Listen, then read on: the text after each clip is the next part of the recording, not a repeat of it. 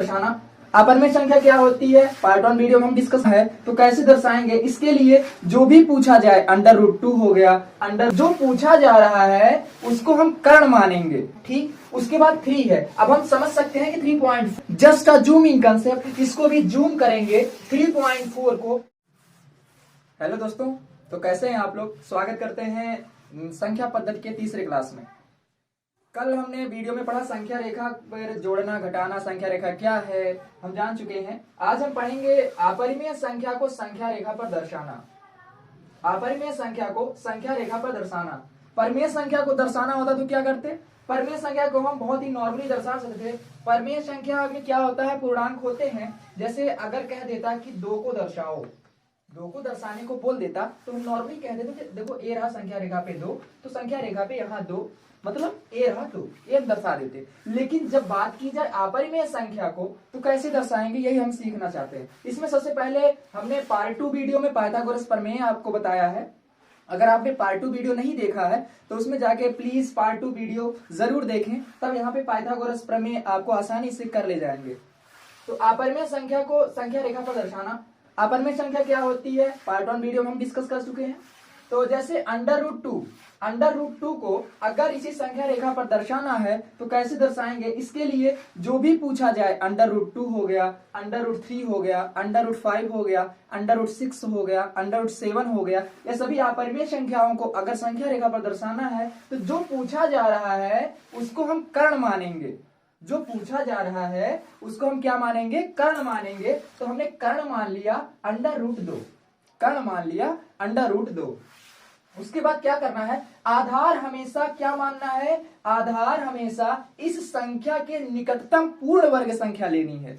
इस संख्या के निकटतम पूर्ण वर्ग संख्या लेनी है। जैसे √2 की निकटतम पूर्ण वर्ग संख्या कौन सी है, 1। निकटतम पूर्ण वर्ग संख्या क्या है, 1। अगर √5 में कहता तो उसके निकटतम पूर्ण वर्ग संख्या क्या हो गई, 4। तो ऐसे आधार हम क्या लेंगे, निकटतम पूर्ण वर्ग संख्या को। और लंब हमें निकालना होता है, तो लंब कैसे निकालेंगे, पाइथागोरस प्रमेय में हम सीख चुके हैं। उसके प्रमेय के अनुसार लंब बराबर होगा √ कर्ण का वर्ग माइनस आधार का वर्ग।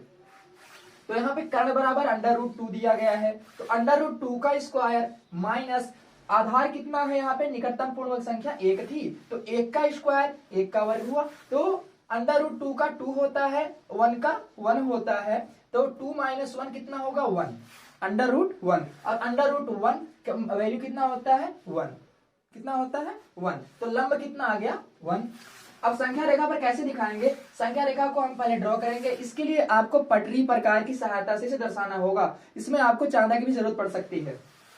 तो हम क्या करेंगे कि हमने लिया है आधार 1, आधार 1 लिया है, तो आधार हमारा यही होगा। 0 से हम 1 तक की एक रेखा यहां तक खींचेंगे। ठीक, अब उसके बाद लंब कितना आया है, 1। लंब को कैसे काटेंगे, यहां पर 1 से 90 अंश का कोण बनाएंगे। यहाँ पे 1 से 90 अंश का कोण बनाएंगे। यह आप पटरी प्रकार की सहायता से बना सकते हैं या तो डी की सहायता से बना सकते हैं। तो यहाँ पे 90 अंश का कोण बनाएंगे हम।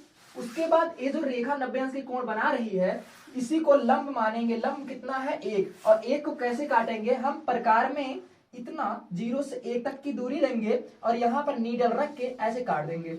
जहां तक की दूरी कटेगी वह हमारा लंब 1 सेंटीमीटर होगा, या 1 जो भी वैल्यू है यूनिट दी गई है, हो गया। उसके बाद क्या करना है, 0 से जहां पर भी वो चाप काट रहा है उसको हम मिला देंगे।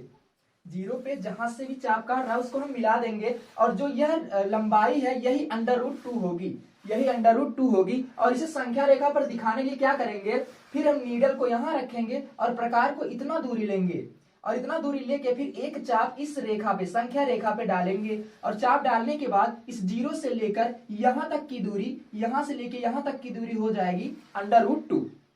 और इस तरीके से हम आशा करते हैं कि आप सीख चुके होंगे अपरिमेय संख्या को किसी भी संख्या रेखा पर दर्शाना हो तो कैसे दर्शाएंगे। अब आप इस क्वेश्चन को हल करिए और खुद को जांचिए कि आप इसको समझ पाए। जैसे √5 को दिखाना हुआ तो आधार आप क्या लेंगे, इसका निकटतम पूर्ण वर्ग क्या हो जाएगा, 4। तो अगर √7 हुआ इसका भी निकटतम पूर्ण वर्ग क्या हो जाएगा, 4। √11 हुआ इसका निकटतम पूर्ण वर्ग क्या हो जाएगा, 9। तो आसानी से आप इसका लंब निकालेंगे इस फार्मूले से, और लंब को फिर जो है जो हमने प्रोसेस बताया उस प्रोसेस को फॉलो करके आप आसानी से कोई भी अपरिमेय संख्या किसी भी संख्या रेखा पे दर्शा सकते हैं। आशा करते हैं आप समझ चुके होंगे। Thank you.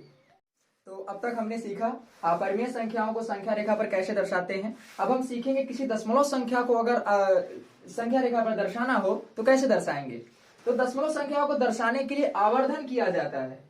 आवर्धन क्या होता है, यह क्लास 9th में भी बहुत क्वेश्चन इस पे बने हुए हैं। तो आवर्धन कहने का 4am प्लेनेट का एक नया कंसेप्ट है, just a zooming concept. Just a zooming concept कहने का मतलब क्या है, जैसे कोई पिक्चर आप देखते हो, जैसे कोई वीडियो देखते हो तो उसको आप क्या करते हो, जूम करते हो। तो जस्ट वही करना है, संख्या रेखा को जूम करना है। संख्या रेखा को बिल्कुल जूम कैसे करते हैं, जैसे सपोज करो आपको कहा गया कि एक दशमलव संख्या है उसे संख्या रेखा पर दर्शाओ। जैसे दिया गया 3.43 को संख्या रेखा पर दर्शाइए। तो इसके लिए आपको क्या करना है, एक संख्या रेखा होती है जिसमें हम जानते हैं 0 होता है, इधर निगेटिव उधर धनात्मक। पार्ट 1 में आप देख सकते हो इसको। तो क्या है कि 1 2 3 4 5, इसमें कहा गया है 3.43 मतलब 3.4।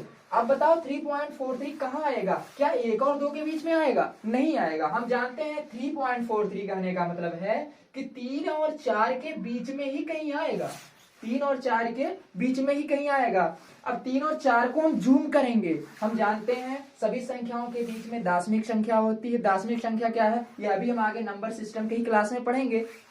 तो क्या है कि यहाँ 3 और 4 के बीच में हम इसको जूम किए, एक तरफ 3 लिख दिए, एक तरफ 4 लिख दिए। अब उनके बीच में क्या क्या आती हैं, 3.1 3.2 3.3 3.4 3.5 and so on 3.9 and next क्या होता है 4। इनके बीच में ही इतनी सारी संख्याएं होती हैं 3 और 4 के बीच में।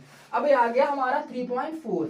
अब बताइए 3.4 ए रहा, ठीक, उसके बाद 3 है। अब हम समझ सकते हैं कि 3.4 और 3.5 के बीच में ही कहीं 3.43 होगा। तो हमें क्या करना है, वही same process, just a zooming concept. इसको भी जूम करेंगे, 3.4 को यहाँ पे लिखेंगे, 3.5 को यहाँ पे लिखेंगे, फिर क्या करने वाले हैं 3.41 3.42 3.43 एंड 3.4 एंड सो ऑन क्या हो जाएगा 3.49 एंड एट लास्ट 3.5।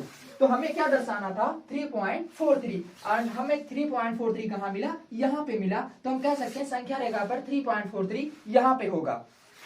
तो आशा करते हैं जस्ट अ जूमिंग कंसेप्ट आपको बहुत ही आसानी तरीके से समझ में आ गया होगा। आप खुद के प्रैक्टिस के लिए क्वेश्चन लगा सकते हैं कि 2.42 3.41 एंड ऐसे बहुत सारे क्वेश्चन आप प्रैक्टिस कर सकते हैं। तो आशा करते हैं आप समझ गए होंगे संख्या पद्धति का, संख्या रेखा का पूरा कंसेप्ट। Thank you.